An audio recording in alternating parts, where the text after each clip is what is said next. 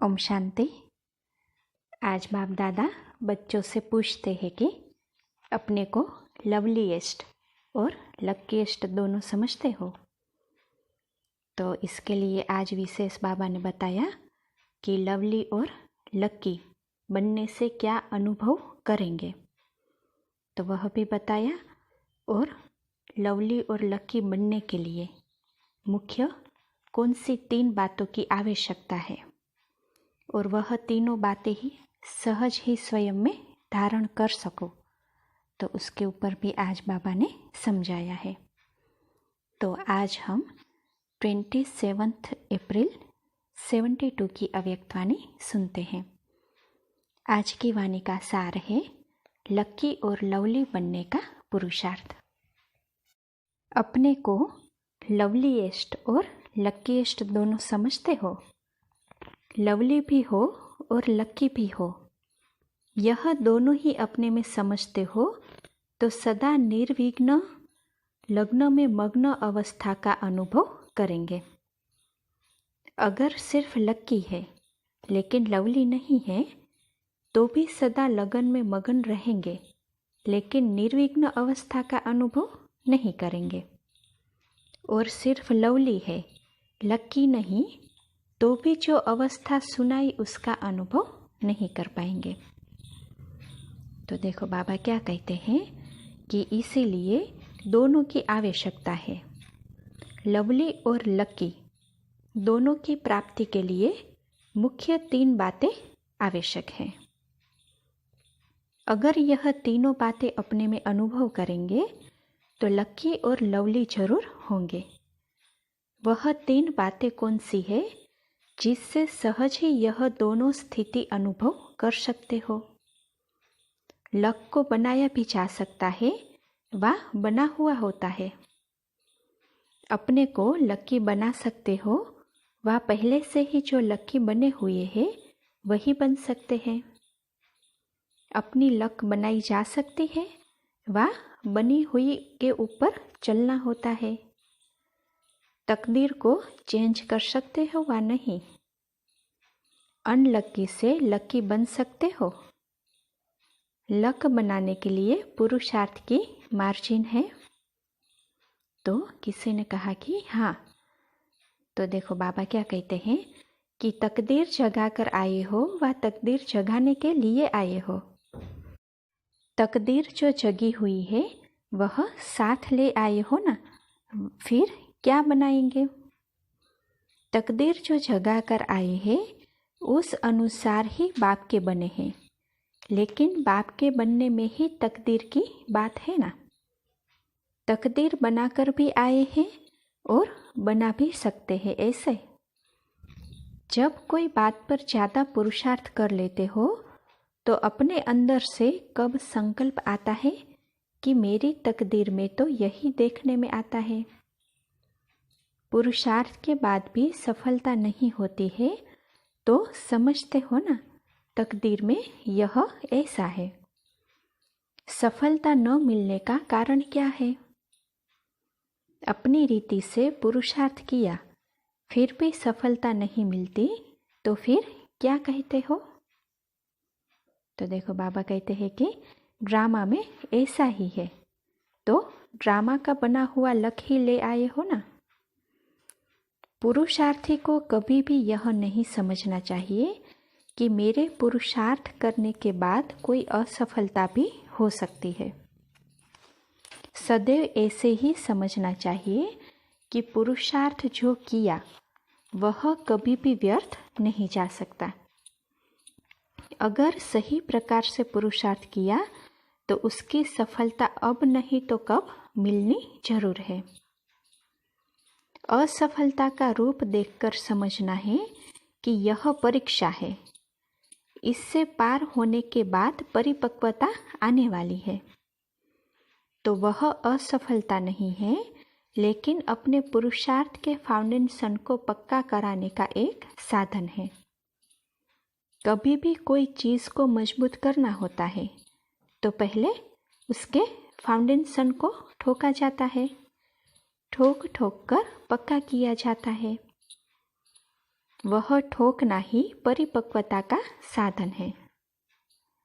तो देखो बाबा कहते हैं कि तो कब भी अपने व्यक्तिगत पुरुषार्थ में व संगठन के संपर्क में व ईश्वरीय सेवा में तीनों प्रकार के पुरुषार्थ में बाहर का रूप असफलता का दिखाई भी दे तो ऐसे ही समझना चाहिए कि यह असफलता नहीं लेकिन परिपक्वता का साधन है।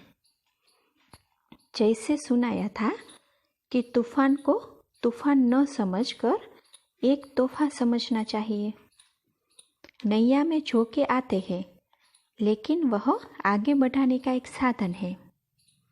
इसी प्रकार असफलता में सफलता समाई हुई है, यह समझकर आगे बढ़ना चाहिए।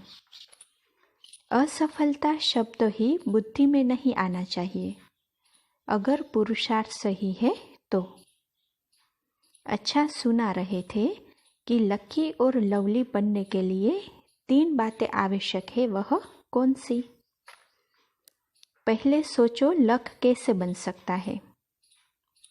अपने को ही देख लो कि हम लकी लवली हैं। अपने लक को क्यों नहीं जगा सकते हो? तो देखो बाबा कहते हैं कि उसका मूल कारण नॉलेजफुल नहीं हो। नॉलेजफुल में सभी प्रकार की नॉलेज आ जाती है। जितना जो नॉलेजफुल होगा उतना लकी जरूर होगा, क्योंकि नॉलेज की लाइट और माइट से आदि मध्य अंत को जानकर जो भी पुरुषार्थ करेगा उसमें उनको सफलता अवश्य प्राप्त होगी। सफलता प्राप्त होना यह एक लक की निशानी है। यह तो वह नॉलेजफुल होगा अर्थात फुल नॉलेज होगी। फुल में अगर कोई भी कमी है तो लकीएस्ट में भी नंबरवार है। नॉलेजफुल है तो लकीएस्ट भी नंबर 1 होगा। कर्म की भी नॉलेज होती है और अपनी रचना और रचयिता की भी नॉलेज होती है। चाहे परिवार चाहे ज्ञानी आत्माओं के संपर्क में कैसे आना चाहिए उसकी भी नॉलेज होती है। नॉलेज सिर्फ रचयिता और रचना की नहीं, लेकिन नॉलेजफुल अर्थात हर संकल्प और हर शब्द हर कर्म में ज्ञान स्वरूप होगा। तो देखो बाबा कहते हैं कि उनको ही नॉलेजफुल कहते हैं। फिर देखो बाबा दूसरी बात कहते हैं कि दूसरी बात, जितना नॉलेजफुल होगा उतना ही केयरफुल भी होगा। जितना केयरफुल होगा उतना ही उसकी निशानी चीयरफुल होगा। अगर कोई केयरफुल नहीं तो भी लवली नहीं लगेगा। अगर कोई चेयरफुल नहीं तो भी लवली नहीं लगेगा। जो केयरफुल नहीं रहता है उनसे समय प्रति समय अपनी व दूसरों के संपर्क में आने से कोई न कोई छोटी बड़ी भूल होने कारण न स्वयं लवली रहेगा न दूसरों का लवली बन सकेगा। इसलिए जो केयरफुल होगा वह चेयरफुल जरूर होगा। ऐसे नहीं समझना कि केयरफुल जो होगा वह अपने पुरुषार्थ में अधिक मग्न होने कारण चेयरफुल नहीं रह सकता। ऐसी बात नहीं है। केयरफुल की निशानी चेयरफुल है। तो यह तीनों ही क्वालिफिकेशन व बातें अगर है तो लकी और लवली दोनों बन सकते हैं। एक दो के सहयोग से भी अपना लक को बना सकते हो, लेकिन एक दो का सहयोग तब मिलेगा जब केयरफुल और चेयरफुल होंगे। अगर चेयरफुल नहीं होगा तो सक्सेसफुल भी नहीं होगा। केयरफुल और चेयरफुल है तो सक्सेसफुल अर्थात लकी है। तो बाबा कहते हैं कि यह तीनों बातें अपने आप में देखो। अगर तीनों ही ठीक परसेंटेज में है तो समझो हम लकी और लवलीएस्ट दोनों हैं। अगर परसेंटेज में कमी है तो फिर यह स्टेज नहीं हो सकती है। अब समझा निशानी क्या है। मुख से ज्ञान सुनाना इतना प्रभाव नहीं डाल सकता। सदैव चीयरफुल चेहरा रहे, दुख की लहर संकल्प में भी न आए, उसको कहा जाता है चीयरफुल। तो अपने चीयरफुल चेहरे से ही सर्विस कर सकते हो। जैसे चुंबक की तरफ ऑटोमेटिकली आकर्षित होकर लोहा जाएगा, इसी प्रकार सदा चीयरफुल स्वयं ही चुंबक का स्वरूप बन जाता है। उनको देखते ही सभी समीप आएंगे, समझेंगे आज की दुनिया में जबकि चारों ओर दुख और अशांति के बादल छाए हुए हैं, ऐसे वायुमंडल में यह सदा चीयरफुल रहते हैं। यह क्यों और कैसे रहते हैं, वह देखने की उत्कंठा होगी। जैसे जब बहुत तूफान लगते हैं व वर्षा पड़ती है तो उस समय लोग जहाँ बारिश तूफान से बचाव देखते हैं वहाँ न चाहते भी भागते हैं। स्थान कोई बुलाता नहीं है, लेकिन वायुमंडल प्रमाण वह सेफ्टी का साधन है, तो लोग जरूर वहाँ भागेंगे। अपने आप को बचाने के लिए उस स्थान का सहारा लेते हैं, खींच कर आ जाते हैं ना। तो देखो बाबा कहते हैं कि तो ऐसे ही समझो, वर्तमान समय चारों ओर माया का तूफान और दुख के बादल गरज रहे हैं। ऐसे समय में सेफ्टी के साधन को देख आपकी तरफ आकर्षित होंगे। वह आकर्षित करने वाला बाहर का रूप कौन सा है? चीयरफुल चेहरा। तो लवली और लक्की दोनों होना चाहिए।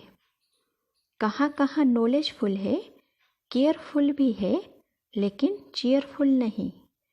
केयर करते हैं, केयर करते करते चेयर छोड़ देते हैं तो चीयरफुल नहीं बन सकते हैं। इसलिए जो दोनों का होना चाहिए वह नहीं होता। दोनों ही अपने में धारण करना चाहिए। उसके लिए मुख्य पुरुषार्थ व अटेंशन व केयर किस बात में रहे जो यह तीनों बातें सहज ही अपने में ला सको, वह जानते हो?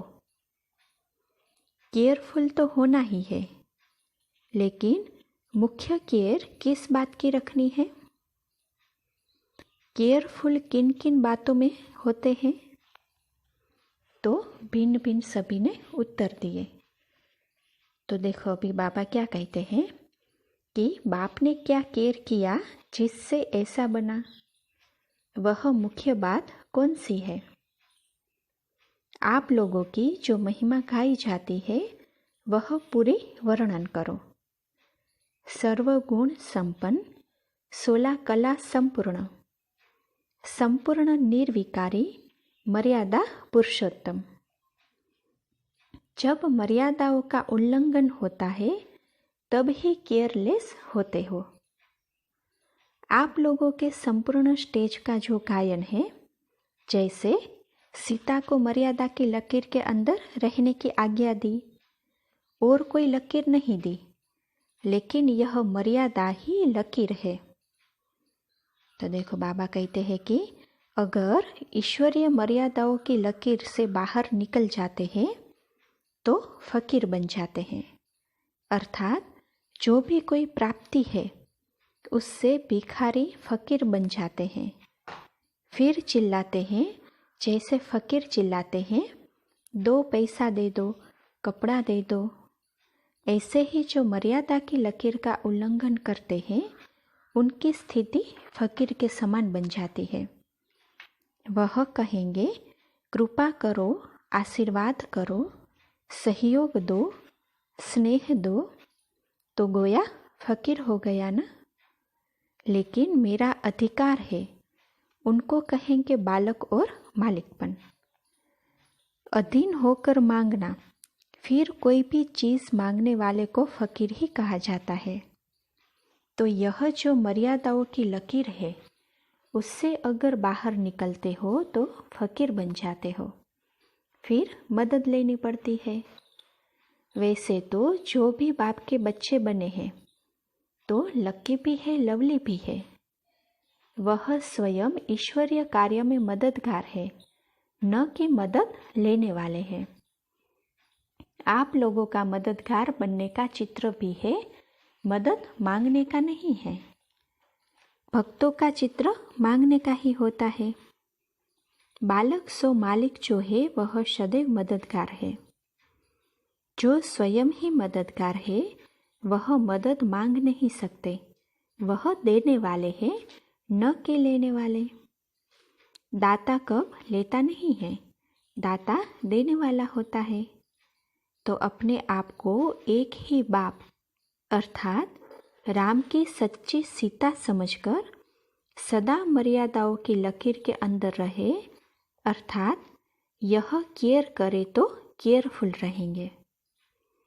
केयरफुल से ऑटोमेटिकली चेयरफुल बनेंगे। तो वह मर्यादाएं क्या क्या है वह सभी बुद्धि में रहनी चाहिए। तो देखो बाबा कहते हैं अभी कि सवेरे से रात तक कौन कौन सी मर्यादाएं किस किस कर्म में रखनी है, वह सभी नॉलेज स्पष्ट होनी चाहिए। अगर नॉलेज नहीं तो केयरफुल भी नहीं हो सकते। तो सीता समझ करके इस लकीर के अंदर रहो, अर्थात जो केयरफुल होगा, मर्यादाओं की लकीर के अंदर रहेगा, वही पुरुषोत्तम बन सकता है। कब देखो चेयरफुल नहीं रहते हो तो अवश्य कोई मर्यादा का उल्लंघन किया है। तो अभी देखो बाबा कौन कौन सी मर्यादाएं हैं वह बताते हैं। तो देखो बाबा कहते हैं कि मर्यादा संकल्प के लिए भी है, व्यर्थ संकल्प भी नहीं करना है। अगर इस लकीर से बाहर व्यर्थ संकल्प विकल्प उत्पन्न होते हैं तो मानो संकल्प में मर्यादाओं का उल्लंघन किया, तब चेयरफुल नहीं है। ऐसे ही मुख से क्या बोलना है और किस स्थिति में स्थित होकर मुख से बोलना है, यह है मर्यादा वाणी के लिए। अगर वाणी में भी कोई उल्लंघन होता है तो चेयरफुल नहीं रहते। अपने व्यर्थ संकल्प विकल्प ही अपने को चेयरफुल स्टेज से गिरा देते हैं, क्योंकि मर्यादा का उल्लंघन किया। अगर मर्यादा की लकीर के अंदर सदा अपने को रखो तो यह रावण अर्थात माया अथवा विघ्न इसी मर्यादा की लकीर के अंदर आने की हिम्मत नहीं रख सकते। तो देखो बाबा अभी कहते हैं कि कोई भी विघ्न अथवा तूफान, परेशानी व उदासी आती है तो समझना चाहिए कहाँ न कहाँ मर्यादाओं की लकीर से अपनी बुद्धि रूपी पाँव को निकाला है। जैसे सीता ने पाँव निकाला, बुद्धि भी पाँव है जिससे यात्रा करते हो। तो बुद्धि रूपी पाँव जरा भी मर्यादाओं की लकीर से बाहर निकालते हो तब यह सभी बातें आती है और क्या बना देती है, बाप के लक्की और लवली को फकीर बना देती है। फकीर बनने की निशानी एक तो आत्माओं से बाप से सहारा मांगेंगे, अपना खजाना जो शक्तियाँ है वह खत्म हो जाएगी। कहावत है लकीर के फकीर। तो ऐसा जो फकीर बनता है वह लकीर के भी फकीर होते हैं। वह शक्तिशाली स्टेज खत्म हो जाती है। भले ज्ञान बोलता रहेगा, पुरुषार्थ करता रहेगा, परंतु लकीर के फकीर के समान अपनी प्राप्ति का नशा व शक्ति जो होनी चाहिए वह नहीं रहेगी। भक्ति मार्ग में भी लकीर के फकीर होते हैं ना। तो ऐसे मर्यादाओं के लकीर को उल्लंघन करने वाले दोनों प्रकार के फकीर बन जाते हैं। इसीलिए कब भी फकीर नहीं बनना। इस समय जो विश्व के बादशाह बनेंगे उनके भी बादशाह हो। जैसे राजाओं का राजा कहा जाता है, वह तो विश्व के राजा जब बनेंगे उस समय के स्टेज को राजाओं का राजा कहा जाता है। लेकिन इस समय ब्राह्मणपन की जो स्टेज है वह डायरेक्ट बाप द्वारा नॉलेजफुल बनने की स्टेज ऊंच है, तो ऐसे स्टेज को छोड़कर फकीर बनना शोभता तो नहीं है ना। इसलिए हर संकल्प और कर्म में यह चेक करो, अर्थात केयर करो, बाहर तो नहीं निकलते। ऐसे अपने को मर्यादा पुरुषोत्तम बनाओ। ऐसे मर्यादा पुरुषोत्तम बनने के तीव्र पुरुषार्थी, नॉलेजफुल, केयरफुल और चेयरफुल श्रेष्ठ आत्माओं को नमस्ते। अच्छा, ओम शांति।